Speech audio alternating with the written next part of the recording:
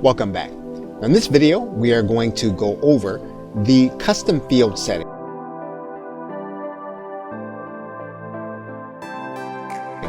And you'll find it by going to the List Options menu and then clicking Custom Fields.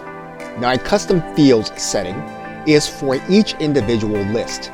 So for the list that we created, we can create a certain kind of information that Aweber will store and that we can collect on any particular web form that we have when we create one. So for example, we can collect an address, a phone number, and we can create any kind of field that we want based on our business.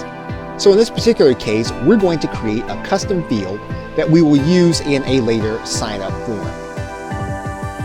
Now, one of the things that we can do is we can give our subscribers the opportunity to update this information when they actually go to their subscriber options. So this would allow your subscriber to actually go back, even if they didn't have the opportunity to sign up with their birth date, they could change their subscriber options after the fact. So we'll click Subscriber Update, and then we will click Add.